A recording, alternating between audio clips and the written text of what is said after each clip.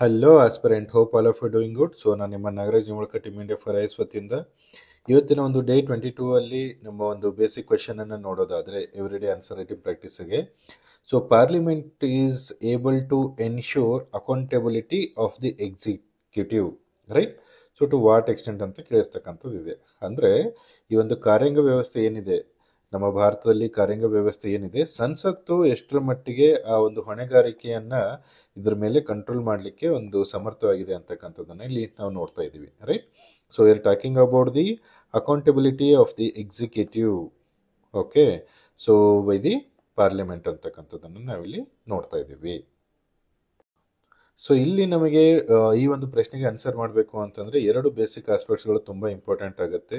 So parliament ಆಗಿರ್ಬೋದು, ಇದಕ್ಕೆ ಸಂಬಂಧಪಟ್ಟಿರ್ತಕ್ಕಂಥ ಬೇರೆ ಎಲ್ಲ ಪ್ರೊವಿಷನ್ಸ್ ಆಗಿರ್ಬೋದು, ಮತ್ತೆ ಯಾವ ರೀತಿಯಾಗಿ ಈ ಒಂದು ಪಾರ್ಲಿಮೆಂಟು ನಮ್ಮ ಎಕ್ಸಿಕ್ಯೂಟಿವ್ ಮೇಲೆ ತನ್ನ ಕಂಟ್ರೋಲ್ ಅಥವಾ ತನ್ನ ಹಿಡಿತವನ್ನ ಸಾಧಿಸುತ್ತೆ ಅಂತಕ್ಕಂಥದ್ದನ್ನ ಇಲ್ಲಿ ನಾವು ಮೇಜರ್ ಆಗಿ ಚೆಕ್ ಮಾಡಬೇಕಾಗಿರೋದು.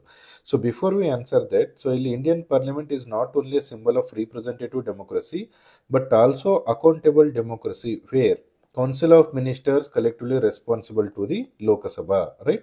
So Council of Ministers collectively responsible to the Lok Sabha ಇರ್ತಾರೆ.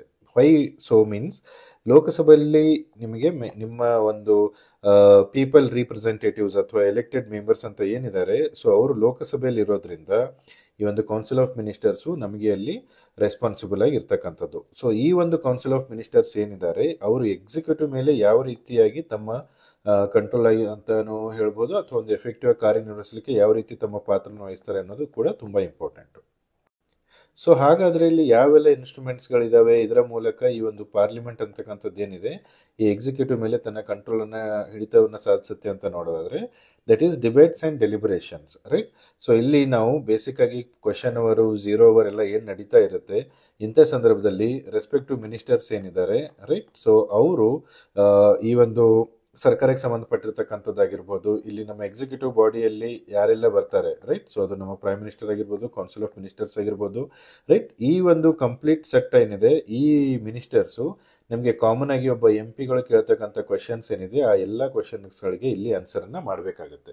ಸೊ ಅದು ನಮಗೆ ಡಿಬೇಟು, ಡೆಲಿಬ್ರೇಷನ್ಸ್ ಈ ಎಲ್ಲದರ ಮೂಲಕ ಪಾರ್ಲಿಮೆಂಟ್ ಏನ್ ಮಾಡುತ್ತೆ ಅಂದ್ರೆ ಈ ಒಂದು ಎಕ್ಸಿಕ್ಯೂಟಿವ್ ಮೇಲೆ ತನ್ನ ಹಿಡಿತವನ್ನ ಸಾಧಿಸೋ ಪ್ರಯತ್ನವನ್ನ ಮಾಡ್ತಾ ಇರುತ್ತೆ. Various motions, right? So no confidence motion ಆಗಿರ್ಬೋದು, adjustment motions, policy cut motions, censure motions, ಈ ಎಲ್ಲದರಗಳ ಈ ಒಂದು ಮೋಷನ್ಗಳ ಮೂಲಕ, ರೈಟ್? ಸೊ ಒಂದು ಸರ್ಕಾರದ ಜವಾಬ್ದಾರಿ, ಸರ್ಕಾರ ಅಂತಂದ್ರೆ ಬಂದ್ರೆ ಇಲ್ಲಿ ಮೇನ್ ಆಗಿ ಪಾರ್ಲಿಮೆಂಟು ಅದು ಎಕ್ಸಿಕ್ಯೂಟಿವ್ ಮೇಲೆ ಯಾವ ರೀತಿ ತನ್ನ ಹಿಡಿತವನ್ನ ಸಾಧಿಸುತ್ತೆ ಅಂತಕ್ಕಂಥದ್ದು, ರೈಟ್? ಸೊ ಇಲ್ಲಿ ನಿಮಗೆ ಬೇಸಿಕ್ ಕನ್ಸೆಪ್ಟ್ ಕ್ಲಾರಿಟಿ ನೀವೇನಾದ್ರೂ ನೋಡ್ತಾ ಇದ್ರೆ, it's better to go with the concept of parliament system through Laxmikanth ಅಂತಕ್ಕಂಥ ಬುಕ್ಕಿಂದ ನೀವು ಇದನ್ನ ಬೇಕಾದ್ರೆ ಒಂದು ಕ್ಲಾರಿಟಿನ ಪಡೆಯೋ ಪ್ರಯತ್ನವನ್ನ ಮಾಡಬಹುದು. ಇಲ್ಲಿ ನಿಮಗೆ ಕೇವಲ ಒಂದು ಮಾಡೆಲ್ ಆನ್ಸರ್ ಅನ್ನ ಯಾವ ರೀತಿ ನೀವು ಬರಿಬಹುದು ಅಂತಕ್ಕಂಥದ್ದನ್ನ ಕೀ ವರ್ಡ್ಸ್ ಮೂಲಕ ಇಲ್ಲಿ ಎಕ್ಸ್ಪ್ಲೇನ್ ಮಾಡೋ ಪ್ರಯತ್ನವನ್ನ ಮಾಡ್ತಾ ಇದ್ದೀನಿ. ಸೊ ಅದೇ ರೀತಿಯಾಗಿ ಬೇರೆ ವೆಪನ್ಸ್ ಅಂತ ನೋಡೋದಾದ್ರೆ ಅಥವಾ ಇನ್ಸ್ಟ್ರೂಮೆಂಟ್ಸ್ ಅಂತ ನೋಡೋದಾದ್ರೆ ಪಾರ್ಲಿಮೆಂಟರಿ ಕಮಿಟೀಸ್ ಇದಾವೆ, ರೈಟ್? ಸೊ ಸ್ಟ್ಯಾಂಡಿಂಗ್ ಮತ್ತೆ ಅಡ್ಹೋ ಕಮಿಟೀಸ್ ಅಂತ ಕರಿತೀವಿ. ಈ ಒಂದು ಕಮಿಟಿಗಳು ಏನ್ ಮಾಡ್ತವೆ ಅಂತಂದ್ರೆ ಬೇರೆ ಬೇರೆ ಬಿಲ್ಗಳು ಏನೆಲ್ಲ ಇಂಟ್ರೊಡ್ಯೂಸ್ ಮಾಡಿರ್ತಾರೆ, ಸೊ ಅದನ್ನ ಸ್ಕ್ರೂಟಿನೈಸ್ ಮಾಡುತ್ತೆ, ಅಂದ್ರೆ ಇನ್ ಡಿಟೇಲ್ ಆಗಿ ಗೋತ್ರ ಆಗುತ್ತೆ. ಇಲ್ಲಿ ಕೆಲವೊಂದು ನಿಮಗೆ ಜಾಯಿಂಟ್ ಪಾರ್ಲಿಮೆಂಟರಿ ಕಮಿಟಿಗಳ ರಚನೆ ಆಗ್ಬೋದು. ಇದರಲ್ಲಿ ಬೋತ್ ನಿಮಗೆ ರೂಲಿಂಗ್ ಪಾರ್ಟಿ ಮತ್ತೆ ಅಪೋಸಿಷನ್ ಪಾರ್ಟಿ ಏನಿದ್ದಾರೆ ಆ ಎಲ್ಲಾ ಸದಸ್ಯರುಗಳು ಕೂಡ ಈ ಒಂದು ಕಮಿಟಿಯಲ್ಲಿ ಇರ್ತಾರೆ. ಇವ್ರು ಏನ್ ಮಾಡ್ತಾರೆ, ಒಂದು ಬಿಲ್ ಅನ್ನ, ರೈಟ್? ಸರ್ಕಾರದ ನಿಲುವೇನಿದೆ, ಅಪೋಸಿಷನ್ ಯಾವುದಕ್ಕೆ ಅಪೋಸ್ ಮಾಡ್ತಾ ಇದೆ, ಮತ್ತೆ ಜನರ ಒಂದು ಹಿತದೃಷ್ಟಿಕೋನದಿಂದ ಯಾವೆಲ್ಲ ಆಸ್ಪೆಕ್ಟ್ಸ್ ಅನ್ನ ಇದರಲ್ಲಿ ನೀವು ಆಡ್ ಮಾಡಬೇಕು ಅಂತಕ್ಕಂಥದ್ದು ಒಂದು ಡಿಸ್ಕಷನ್ ಮೂಲಕ ಈ ರೀತಿಯಾದ ಬಿಲ್ಗಳ ಒಂದು ಸ್ಕ್ರೂಟಿನೈಸೇಷನ್ ನಡೆಯುತ್ತೆ. So ensure financial scrutiny through department related to standing committees, public account and estimates committee, right?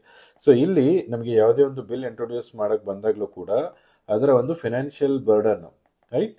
ಅದನ್ನ ಬರ್ಡನ್ ಆಗಿ ನೋಡ್ತೀವೋ ಅಥವಾ ಒಂದು ಫೈನಾನ್ಷಿಯಲ್ ಆಸ್ಪೆಕ್ಟ್ಸ್ ಅಲ್ಲಿ ನೋಡ್ತೀವೋ ಅದನ್ನ ನಮಗೆ ರೆಸ್ಪೆಕ್ಟಿವ್ ಸ್ಟ್ಯಾಂಡಿಂಗ್ ಕಮಿಟೀಸ್ ಇರ್ತವೆ. ಸೊ ಈ ಕಮಿಟಿಗಳು ಏನ್ ಮಾಡ್ತವೆ, ಹಣಕಾಸಿಗೆ ಸಂಬಂಧಪಟ್ಟಿರ್ತಕ್ಕಂಥ ಪಬ್ಲಿಕ್ ಕಮಿಟಿ ಆಗಿರ್ಬೋದು, ಎಸ್ಟಿಮೇಟ್ಸ್ ಕಮಿಟಿ ಆಗಿರ್ಬೋದು, ಈ ಎಲ್ಲವೂ ಕೂಡ ಈ ಒಂದು ಬಿಲ್ಲು ಮತ್ತೆ ಅದರ ಇರ್ತಕ್ಕಂಥ ಚೇಂಜಸ್ ತರೋ ಮೂಲಕ ಯಾವ ರೀತಿ ಸರ್ಕಾರದ ಬೊಕ್ಕಸಕ್ಕೆ ಹೊರೆ ಆಗುತ್ತೆ ಅಂತಕ್ಕಂಥದ್ದನ್ನ ಇಲ್ಲಿ ಕ್ರಾಸ್ ಚೆಕ್ ಮಾಡೋ ಮೂಲಕ, ರೈಟ್? ಸೊ ಒಂದು ನಿಮಗೆ ಪಾರ್ಲಿಮೆಂಟು ಅಥವಾ ಗವರ್ಮೆಂಟು ಇದನ್ನ ಬಿಲ್ ಅನ್ನ ಪಾಸ್ ಮಾಡ್ತಾ ಇರುತ್ತೆ. ಇಲ್ಲಿ ರೆಸ್ಪೆಕ್ಟಿವ್ ಮೆಂಬರ್ಸ್ ಆಫ್ ಪಾರ್ಲಿಮೆಂಟ್ ಕೇಳ್ತಕ್ಕಂಥ ಕ್ವಶನ್ ಮೂಲಕ ಇದನ್ನು ನಾವು ಅಕೌಂಟಬಿಲಿಟಿಗೆ ತಗೋಬಹುದಾಗಿದೆ. ಸೊ ಇಲ್ಲಿ ನಾವು ಜನರಲ್ ಆಗಿ ಕನ್ಸರ್ನ್ ಆಸ್ಪೆಕ್ಟ್ಸ್ ಅಲ್ಲಿ ನೋಡೋದಾದ್ರೆ ಬೇರೆ ಬೇರೆ ರೀತಿಯಾದ ಕನ್ಸರ್ನ್ಸ್ ಗಳು ಇರ್ತವೆ. ಫಾರ್ ಎಕ್ಸಾಂಪಲ್ ನೋಡಿದ್ರೆ ಕಂಟಿನ್ಯೂಸ್ ಆಗಿ ಡಿಸ್ರಪ್ಷನ್ ಆಗುತ್ತೆ, ಇದರಿಂದ ಒಂದು ಹೆಲ್ದಿ ಆಗಿರ್ತಕ್ಕಂಥ ಆರ್ಗ್ಯುಮೆಂಟ್ ನಡೆಯೋದಿಲ್ಲ. ಸೊ ಕೆಲವೊಂದ್ಸಲ ಸೆಷನನ್ನು ಅಡ್ಜೈನ್ ಮಾಡ್ತಕ್ಕಂಥದ್ದಾಗಿರ್ಬೋದು, ರೈಟ್. ಸೊ ಆರ್ಡಿನೆನ್ಸ್, ಸರ್ಕಾರ ಆರ್ಡಿನೆನ್ಸ್ ಮೂಲಕ ಈ ಒಂದು ಕೆಲವೊಂದು ಬಿಲ್ಗಳನ್ನು ಕಾಯ್ದೆ ಮೂಲಕ ಅದನ್ನು ತರೋದಾಗಿರ್ಬೋದು, ರೈಟ್. ಸೊ ಬೇರೆ ಬೇರೆ ಬಿಲ್ಗಳು ತಮ್ಮ ಆನ್ ಟೈಮ್ ಕಮಿಟಿಯಲ್ಲಿ ಇರ್ತಕ್ಕಂಥದ್ದು ಏನು ರಿಪೋರ್ಟ್ ಇದೆ ಅದನ್ನು ಆನ್ ಟೈಮ್ ಸಬ್ಮಿಟ್ ಮಾಡದೇ ಇದ್ದಾಗ ಈ ರೀತಿಯಾದ ಒಂದು ಪೆಂಡಿಂಗು ಅಥವಾ ಈ ಒಂದು ಎಫೆಕ್ಟಿವ್ ಆಗಿ parliamentary control over the executive ಅಂತಕ್ಕಂಥದ್ದು ತನ್ನ ಇಂಪಾರ್ಟೆನ್ಸನ್ನು ಕಳೆದುಕೊಳ್ಳುತ್ತೆ ಅಂತಕ್ಕಂಥದ್ದು ಮೇಜರ್ ಕನ್ಸರ್ನ್ ಇಲ್ಲಿ ಕಾಣಬಹುದು. ಸೊ ಹಾಗಾದ್ರಲ್ಲಿ ಕನ್ಕ್ಲೂಷನ್ ಏನು ಅಂತ ನಾವಿಲ್ಲಿ ನೋಡೋದಾದ್ರೆ, ಸೊ ಇಲ್ಲಿ ನಮಗೆ ಕೆಲವೊಂದು ಪಾರ್ಲಿಮೆಂಟರಿ ರಿಫಾರ್ಮ್ಸ್ಗಳ ಅಗತ್ಯ ಇದೆ. ಉದಾಹರಣೆಗೆ ಪ್ರೈಮ್ ಮಿನಿಸ್ಟರು ಅವರ ಕಂಪ್ಲೀಟ್ ಆಗಿ ಪ್ರೆಸೆನ್ಸ್ ಇರ್ತಕ್ಕಂಥದ್ದು ಜೇರ್ ಅವರಲ್ಲಿ, ರೈಟ್. ಅದಾದ್ಮೇಲೆ ಕೆಲವೊಂದು ಬಿಲ್ಗಳ ಇಂಪ್ಯಾಕ್ಟ್ ಮತ್ತೆ ಅದರ ಅಸೆಸ್ಮೆಂಟ್ ಅನ್ನ ಸ್ಟಡಿ ಮಾಡೋದು, ರೈಟ್. ಸೊ ಅದಾದ್ಮೇಲೆ ಸ್ಟ್ಯಾಂಡಿಂಗ್ ಕಮಿಟಿಗಳ ರಚನೆ ಮಾಡ್ತಕ್ಕಂಥದ್ದು ಮತ್ತೆ ಅವಕ್ಕೆ ನೀಡ್ತಕ್ಕಂಥದ್ದು ಏನು 1 year ಡ್ಯೂರೇಷನ್ ಇದೆ ಅದನ್ನ ಮಿನಿಮಮ್ 3 years ನೀಡ್ತಕ್ಕಂಥದ್ದು, right. So decriminalisation of the politics ಮಾಡ್ತಕ್ಕಂಥದ್ದು, ಈ ಎಲ್ಲದರ ಮೂಲಕ ನಾವು ಇನ್ನೂ ಎಫೆಕ್ಟಿವ್ ಆಗಿ ಈ ಒಂದು ಪಾರ್ಲಿಮೆಂಟ್ ಅಂತಕ್ಕಂಥದ್ದು ಏನಿದೆ ಎಕ್ಸಿಕ್ಯೂಟಿವ್ ಮೇಲೆ ತನ್ನ ಹಿಡಿತವನ್ನು ಸಾಧಿಸಬೇಕಾಗತ್ತೆ, ರೈಟ್. ಈ ಕಂಟೆಕ್ಸ್ಟ್ ಅಲ್ಲಿ ನೋಡೋದಾದ್ರೆ ನಮಗೆ ಎಕ್ಸಿಕ್ಯೂಟಿವ್, ರೈಟ್. ಸೊ ಅದನ್ನು ನಾವು ಯೂನಿಯನ್ ಎಕ್ಸಿಕ್ಯೂಟಿವ್ ಅಂತ ನೋಡಿದಾಗ ಇದರಲ್ಲಿ ಯಾರ್ಯಾರು ಮೇಜರ್ ಆಗಿ ಬರ್ತಾರೆ, ಪ್ರೆಸಿಡೆಂಟ್ ಇರ್ತಾರೆ, ಪ್ರೈಮ್ ಮಿನಿಸ್ಟರ್ಸ್ ಇರ್ತಾರೆ, ರೈಟ್. ಸೊ ಇದಕ್ಕೆ ಸಂಬಂಧಪಡ್ತಕ್ಕಂಥ ಕೌನ್ಸಿಲ್ ಆಫ್ ಮಿನಿಸ್ಟರ್ಸ್ ಇರ್ತಾರೆ, ವೈಸ್ ಪ್ರೆಸಿಡೆಂಟ್ ಇರ್ತಾರೆ. ಈ ಎಲ್ಲ ವಿಷಯಗಳು ನಿಮಗೆ ಬೇಸಿಕ್ ಆಗಿ ಕ್ಲಾರಿಟಿ ಇದ್ದಾಗ ಮಾತ್ರ ಈ ರೀತಿ ಪ್ರಶ್ನೆಗಳಿಗೆ ನೀವು ಇಲ್ಲಿ ಉತ್ತರವನ್ನು ಎಫೆಕ್ಟಿವ್ ಆಗಿ ಬರೀಬಹುದಾಗಿದೆ. ಸೊ ಇಲ್ಲಿ ಕನ್ನಡದಲ್ಲೂ ಕೂಡ ನಿಮಗೆ ಇದೇ ರೀತಿಯಾಗಿ ಇರ್ತಕ್ಕಂಥ ಕಂಟೆಂಟ್ ಇರ್ತಕ್ಕಂಥ, ಸೊ ನೀವು ಅದನ್ನ ಕ್ವಿಕ್ ಆಗಿ ಇಲ್ಲಿ ಅದನ್ನ ಗ್ಲಾನ್ಸ್ ಮಾಡ್ಕೊಳ್ಳೋ ಒಂದು ಪ್ರಯತ್ನವನ್ನ ಮಾಡಬಹುದಾಗಿದೆ.